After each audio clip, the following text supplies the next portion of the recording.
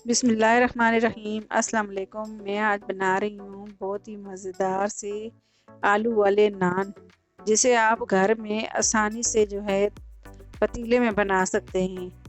तो ये बहुत ही नरम नरम और बहुत ही मज़े के नान बनते हैं। आप इसे जो है तंदूर ना भी हो तो आप पतीले में बना सकते हैं। तो चले हम आज आपके साथ पतीले में नान बनाने की, आलू वाले नान बनाने की रेसिपी शेयर करते हैं, जो बहुत ही मज़े के और फूले फूले बनते हैं। तो चलें हम इसे बनाना स्टार्ट करते हैं। इसके लिए लिया है हमने एक बॉल और इसमें हम एक छन्नी इसके ऊपर रख देंगे और इसमें 2 कप मैदा ले लेंगे। मैं 2 नान बनाऊंगी तो इसके लिए मैंने 2 कप जो है मैदा लिया। आप ज़्यादा बनाएं तो ज़्यादा भी ले सकते हैं।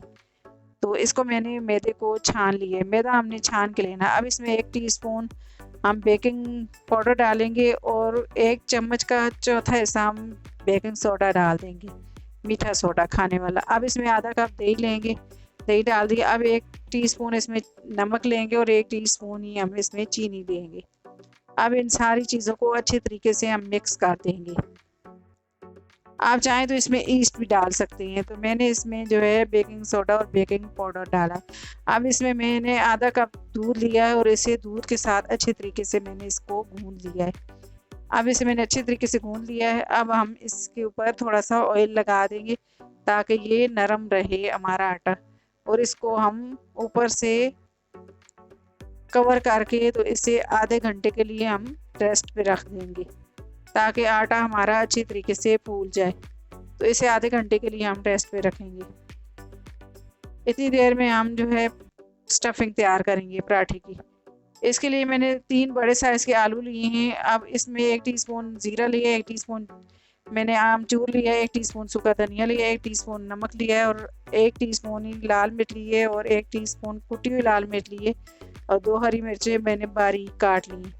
ये सारे मसाले ऐड कर दिए। अब 1 छोटे साइज़ की प्याज ली है तो इसको मैंने बारीक बारीक काट ली है और मुट्ठी भर हरा धनिया लिया है तो ये भी मैंने इसमें डाल दिया। अब ये सारे मसालों को अच्छे तरीके से मैं मिक्स कर दूंगी।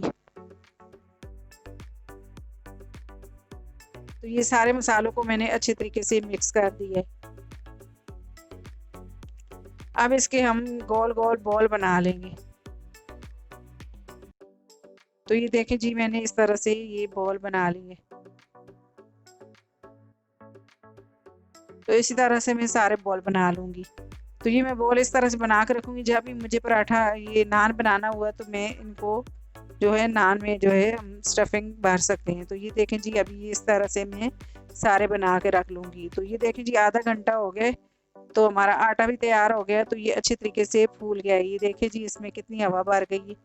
तो इसको हम इस तरह से इसकी हवा निकाल देंगे। अब इसमें मैंने 1 खाने का चम्मच ऑयल लिया है और ये इसमें डाल के इसको अच्छे तरीके से मैं गूंद लूँगी, आटे को मुलायम कर लूँगी। ये ऑयल हमने डाला है तो इससे हमारे नान अच्छे नरम नरम बनेंगे।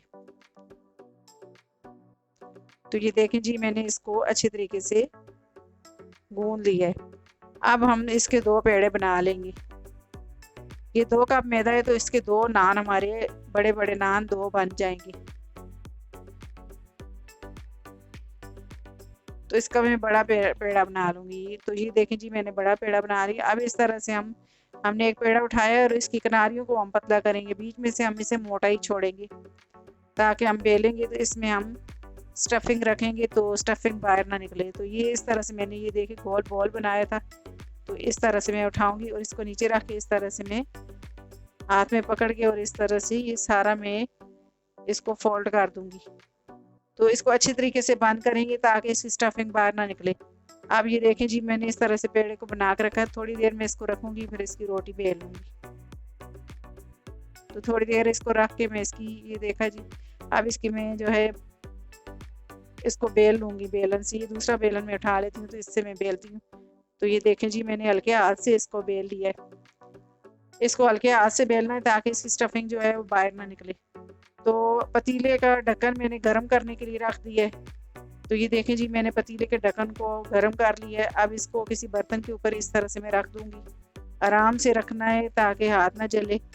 अब ये जो नान बनाया तो इसके ऊपर मैंने थोड़ा थोड़ा इस तरह से पानी लगा दूँगी। पानी हम लगाते हैं तो ये सही अच्छी तरीके से ढक्कन के साथ जो है नान चिपक जाता है। तो ये देखें जी, मैंने आराम से इसके ऊपर रख दिया, तो ये अच्छे तरीके से जो है चिपक गया है। अब इस तरह से मैंने ये बेलन लिया है और इस तरह से मैं इसके ऊपर डिज़ाइनिंग कर दूँगी। तो ये डिज़ाइनिंग भी कर दी है मैंने, ताकि जो है ये पक्का हो जाए नान, और नान उतरे नहीं। तो अब ये मैंने दूध में थोड़ा-सा मैंने येलो कलर था, तो ये मैंने इसके ऊपर इसके अंदर डाल के तो मैंने ऊपर लगा दिया है। मेरे पास अंडा नहीं था, तो मैंने दूध में ज़रा-सा रंग जर्दे का ये जो येलो कलर आता है, तो ये मैंने ज़रा-सा डाल के तो इसके ऊपर लगा दिया है। तो ये देखें जी, अब मैंने थोड़े से ऊपर तेल भी लगा दिए। एक नान हमने कलौंजी वाला बनाया है और एक के ऊपर हमने इस तरह से तेल लगा दिए। तो ये देखें जी, ये कितनी आसानी से ये नान बन जाते हैं। तो ये पतीला भी हमने रख दिया है गर्म करने के लिए। अब थोड़ी देर हम पतीले में जो है पतीले के ऊपर इस तरह से ढक्कन को उल्टा करके रखेंगे, ताकि ये नान जो है नीचे से थोड़ा सा पक जाए। तो ये थोड़ी देर मैंने इसको रखा है, अब इसको मैं उल्टा कर दूंगी। तो ये बहुत ही आसानी से ये नान बन जाते हैं। तो ये देखें जी, अब इनको हम चेक करें तो ये देखें कितना अच्छा नान जो है हमारा फूल गया है। तो ये देखें, तो इसको हम इस तरह से उल्टा करके थोड़ी देर पकाएंगे, ताकि ये दोबारा से जो है अंदर से सही पक जाए। तो अब ये नान हमारा तैयार हो गया। तो इसके ऊपर मैंने थोड़ा सा मक्खन लगा दिया, ताकि ये नरम नरम हमारा नान हो जाए ऊपर से जो है ना, तो और सॉफ्ट सॉफ्ट हो, सॉफ्ट सॉफ्ट नान हमारा बने। तो इसको मैं जो है पतीले से ढक्कन से जो है मैं इस तरह से उतार दूंगी। तो ये देखा, ये कितनी आसानी से ये नान हमारा उतर गया ढक्कन से। तो ये देखें जी, नीचे से भी कितना अच्छा कलर आया और कितने जो है अच्छे तरीके से ये पक गया। अब नान जो है बनाना बहुत ही मुश्किल नहीं, अब नान बनाना मुश्किल नहीं है। तो आप घर में पतीले में नान बना सकते हैं। तो ये देखिए जी, एक तेल वाला मैंने बनाया और एक कलौंजी वाला बनाया मैंने। आप इसे इंशाल्लाह बनाएं, ये बहुत ही मज़े के बनते हैं और बहुत ही नरम नरम बनते हैं।